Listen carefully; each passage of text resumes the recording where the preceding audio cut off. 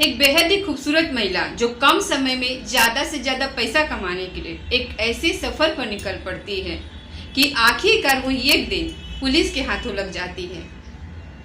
पर पुलिस जब इस केस की जांच और पड़ताल करती है तो एक ऐसी सच्चाई सामने निकल करके आती है जिसे सुनने के बाद खुद पुलिस भी एकदम से चौंक जाती है। वाकई में दोस्तों, आज की जो कहानी है ये आपको भी हैरान कर देने वाली है।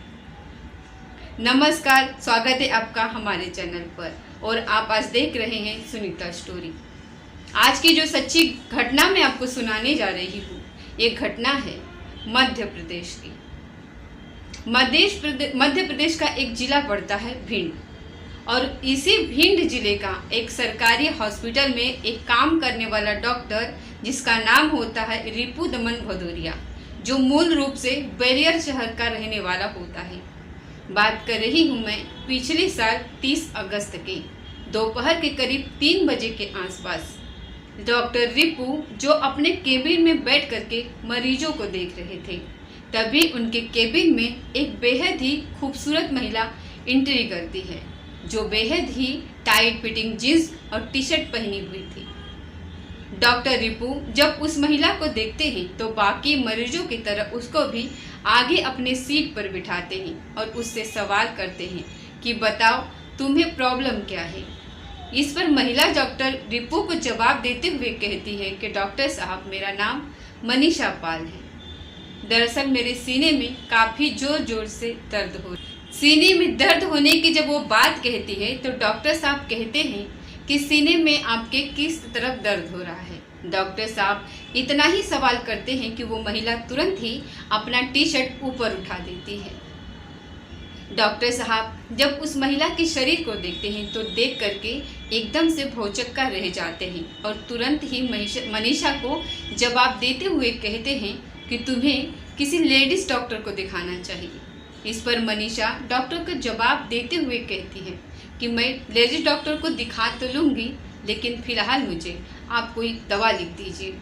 डॉक्टर साहब मनीषा से कुछ और पूछताछ करने के बाद उसको दवा लिख देते हैं। उसके बाद मनीषा केबिन से बाहर निकल जाती है और शाम के वक्त डॉक्टर रिपू जब अपने घर पर पहुंचते हैं तो उनके नज़रों के सामने मनीषा की खूबसूरती दिखाई देने लगती है। जैसे तैसे वो खाना वाना खा के सो तो जाते हैं, लेकिन जैसे ही रात्रि के 1 बजते हैं अचानक डॉक्टर रिपू के नंबर पर एक फ़ोन आ जाता है। डॉक्टर रिपू जब उस नंबर को देखते हैं, नंबर देखकर पहचान लेते हैं, क्योंकि ट्रू कॉलर पर मनीषा पाल के नाम के साथ साथ उसका फ़ोटो भी दिखाई दे रहा था। रात्रि के 1 बजे जब ये फ़ोन आता है तो देख कर के डॉक्टर रिपू को भी बड़ा अजीब लगता है। ना चाहते हुए भी वो फ़ोन उठा लेते हैं और जैसे ही वो फ़ोन उठाते हैं तो उधर से मनीषा कहती है कि डॉक्टर साहब, जो आपने दवा दी थी उससे मुझे थोड़ा भी आराम नहीं है। ऐसा लग रहा है कि कोई मेरे सीने को ज़ोर ज़ोर से दबा रहा है। मनीषा जब इस तरीके की बातें करती हैं तो ये सुन करके डॉक्टर साहब को भी ये समझने में देर नहीं लगती कि मनीषा उन्हें अपनी तरफ खींचने की कोशिश कर रही है। डॉक्टर साहब कैसे भी अपने आप को संभालते हुए उसे एक दवा का नाम बताते हैं और मनीषा से कहते हैं कि जाकर के सुबह मेडिकल से ले लेना और सुबह सुबह ही किसी लेडीज़ डॉक्टर को आप दिखा देना। और इतनी बात करते ही वो अपना फ़ोन कट कर देते हैं। उसके बाद से डॉक्टर रिपू सो जाते हैं। अगली सुबह जब वो उठते हैं और अपने क्लिनिक पर जाते हैं, अब डॉक्टर रिपू अक्सर मनीषा के बारे में ही सोचते रहते हैं। धीरे धीरे लगभग 3 दिन का समय गुजर जाता है। उसके बाद से मनीषा ना तो कभी क्लिनिक पर आती है और ना ही डॉक्टर रिपू को कभी फ़ोन करते हैं।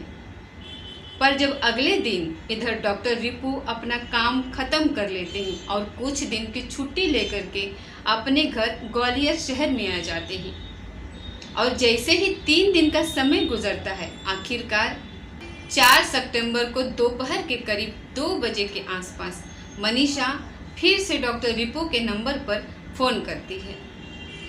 डॉक्टर रिपू जब फ़ोन उठाते हैं तो मनीषा कहती है कि जो आपने दवा दी थी उससे मुझे आराम तो है, पर पूरी तरीके से ठीक नहीं हुआ है। इसीलिए मैं चाहती हूँ कि एक बार आप आ करके मैं आपको दिखा दूँ। दोबारा जब डॉक्टर रिपू से वो मिलने के लिए कहती है तो इस पर डॉक्टर साहब जवाब देते हुए कहते हैं कि दरअसल इस वक्त मैं भिंड में नहीं बल्कि अपने घर ग्वालियर शहर में हूँ। पर ग्वालियर में होने की बात जब ये सुनकर मनीषा एकदम से खुश हो जाती है और डॉक्टर साहब को जवाब देते हुए कहती है कि ये काफ़ी इत्तेफाक है कि मैं भी इस वक्त ग्वालियर शहर में ही हूँ। अगर आप मुझे थोड़ा सा समय दें तो मैं आपके घर पर ही आकर आपसे मिल सकती हूँ। डॉक्टर साहब से जब उनके घर पर मिलने के लिए वो बात करती है तो डॉक्टर साहब इसके लिए तैयार नहीं होते, लेकिन मनीषा जब जिद करने लगती है तो आखिरकार डॉक्टर रिपू अपना एड्रेस मनीषा को भेज देते हैं। करीब 1 घंटे के बाद ही मनीषा डॉक्टर रिपू के घर पर पहुंच जाती है। लेकिन इस बार जब मनीषा डॉक्टर रिपू के घर पर पहुंचती है तो पहले जैसे ही टाइट फिटिंग कपड़े ही नहीं पहनी थी बल्कि बेहतर तरीके से मेकअप भी उसने कर रखा था, जो देखने में बेहद ही खूबसूरत लग रही थी। जब डॉक्टर रिपू के घर पर पहुंचती है तो डॉक्टर रिपू बड़े इज्जत से मनीषा को अपने घर में बिठाते हैं और किचन से जा कर के 2 गिलास पानी लेकर के आते हैं। पानी का गिलास जब मनीषा को देते हैं तो मनीषा इस पर हंसते हुए कहती है कि मुझे मालूम था कि आप मुझे सिर्फ सफ़ेद पानी ही पिलाओगे, इसीलिए मैं अपने साथ 2 कोल्ड ड्रिंक भी लेकर के आई हूँ। और वो कोल्ड ड्रिंक निकाल करके सामने रख देती है। पर कोल्ड ड्रिंक जब सामने रखती है तो डॉक्टर साहब मनीषा की तरफ बड़ी अजीब निगाहों से देखते हैं। इस पर मनीषा डॉक्टर साहब को जवाब देते हुए कहती है कि आपको घबराने की ज़रूरत नहीं है। दरअसल मैंने कोल्ड ड्रिंक में कुछ नहीं मिलाया, मैं मार्केट से कुछ सामान खरीद रही थी, लेकिन दुकानदार के पास छुट्टे पैसे ही नहीं थे, इसीलिए मैंने बदले में 2 कोल्ड ड्रिंक ले ली। सोचा कि आपके साथ जब तक मैं बैठ कर के बातचीत करूँगी हम दोनों कोल्ड ड्रिंक भी पी लेंगे। जब कोल्ड ड्रिंक ऑफर करती है आखिरकार डॉक्टर रिपू उस कोल्ड ड्रिंक को पी जाते हैं। पर जैसे ही वो कोल्ड ड्रिंक को पीते हैं उसके थोड़ी देर बाद वो एकदम नशे में चूर हो जाते हैं। करीब 3 घंटे के बाद जब डॉक्टर रिपू होश में आते हैं तो देखते हैं कि मनीषा उनके घर से जा चुकी है। मनीषा को जो अपने घर में नहीं देखते हैं तो देख करके डॉक्टर रिपू एकदम से परेशान हो जाते हैं। डॉक्टर साहब को ये डर सताने लगता है कि कहीं मनीषा ने उनके घर पर कोई लूट तो नहीं की है, कोई चोरी तो नहीं की। इसीलिए डॉक्टर रिपू अब अपने घर के सामानों को चेक करते हैं तो यहाँ मालूम चलता है कि घर का सारा सामान अपने अपने जगह पर स्थिर पड़ा हुआ है। आखिरकार डॉक्टर रिपू राहत की और चैन की सांस लेते हैं और मनीषा को फ़ोन भी नहीं करते हैं। छुट्टी बिताने के बाद वो फिर से वापस भिंड जिले में अपने सरकारी हॉस्पिटल में आ जाते हैं और पर जैसे ही 3 दिन का और समय गुजरता है आखिरकार 8 सितंबर को दोपहर को करीब 1 बजे के आसपास डॉक्टर रिपू के नंबर पर एक अनजान नंबर से फ़ोन आता है। डॉक्टर रिपू उस फ़ोन को उठा लेते हैं, पर जैसे ही वो फ़ोन उठाते हैं तो कॉल करने वाला व्यक्ति डॉक्टर रिपू से एक ही बात कहता है कि आज शाम को आपके घर पर एक पार्सल पहुंचेगा जिसमें एक सीडी होगा। उस सीडी को आप ध्यान से देख लेना और देखने के बाद 10 लाख रुपए का इंतज़ाम भी कर देना, और अगर 10 लाख रुपए का इंतज़ाम नहीं किया तो आपके लिए बेहतर नहीं होगा।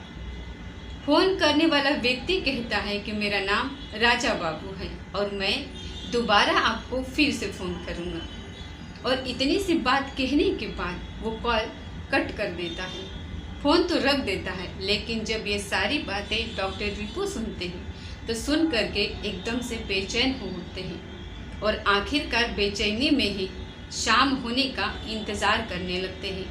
और जैसे ही शाम होती है आखिरकार वादे के मुताबिक डॉक्टर रिपू के घर पर एक पार्सल पहुंच जाता है। डॉक्टर रिपू जब उस पार्सल को खोलते हैं तो उसमें से एक सीडी निकलती है।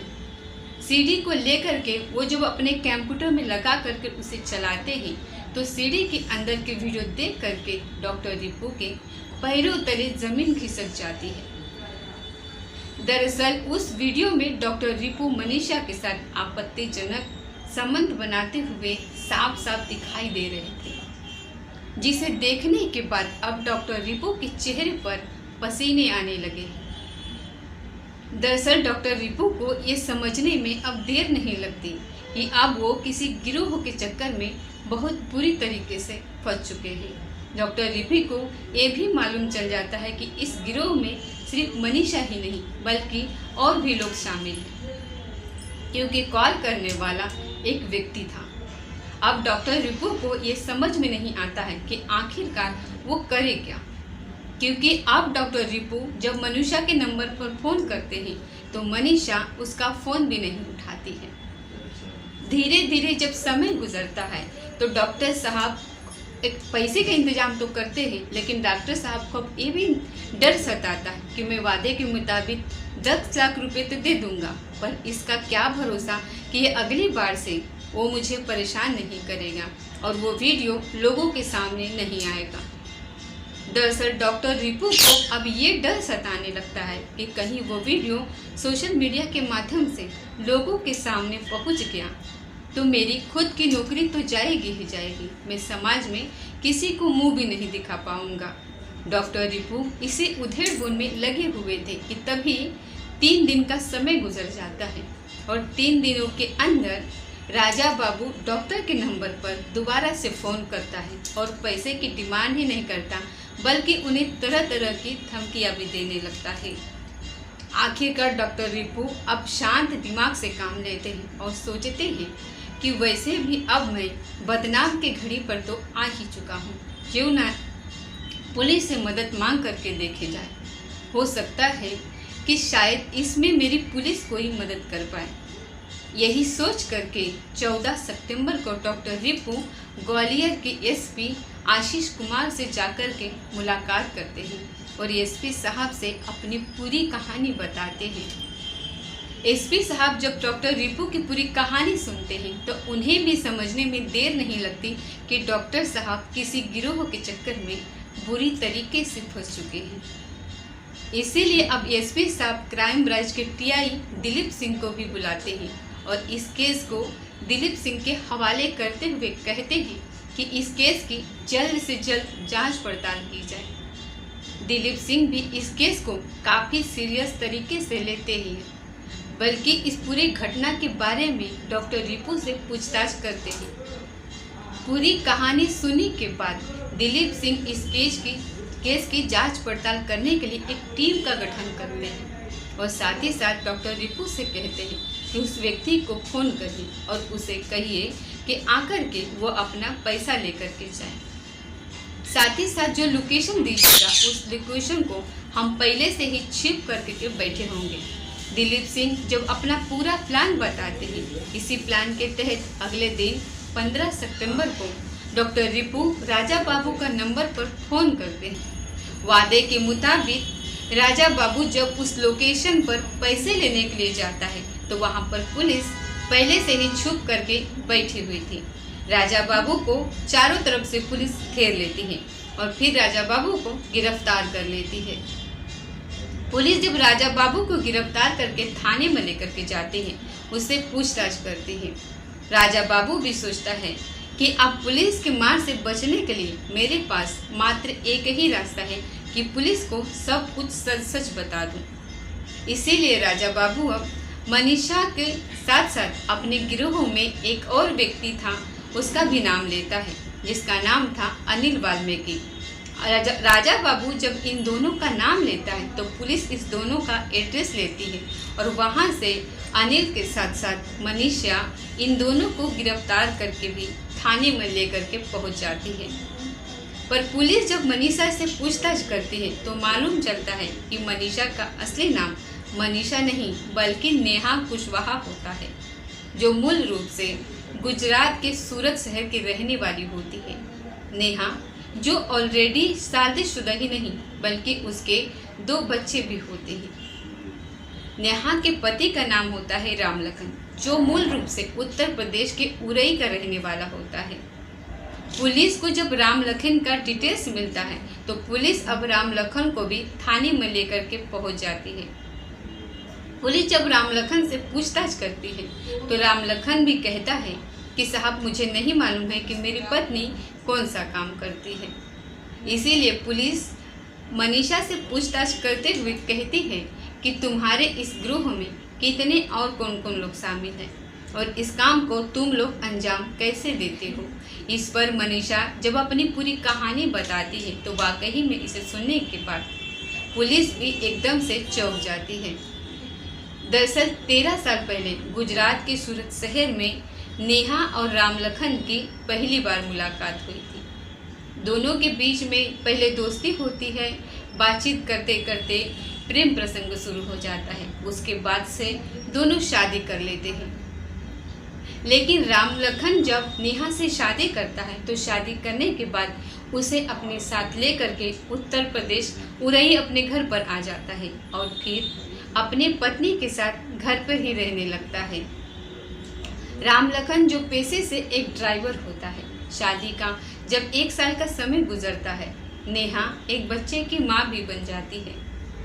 लेकिन जैसे ही बच्चा इस दुनिया में आता है राम लखन इतना भी पैसा नहीं कमा पाता कि अपने घर को बेहतर तरीके से चला पाए। इसीलिए नेहा अपने पति से कहती है कि मैं भी नौकरी करना चाहती हूँ। उसके बाद से अपने ही इलाके के एक हॉस्पिटल में नर्स की नौकरी करने लगती है।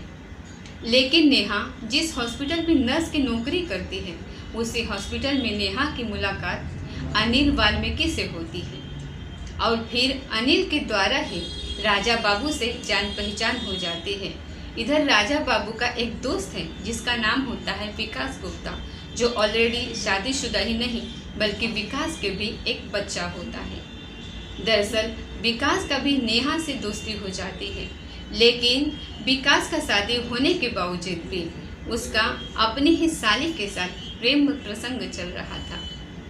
लेकिन उसके साली का एक डॉक्टर के साथ रिश्ता तय हो चुका था, जो विकास किसी भी कीमत पर अपने साली की शादी उस डॉक्टर से होने नहीं देना चाहता था।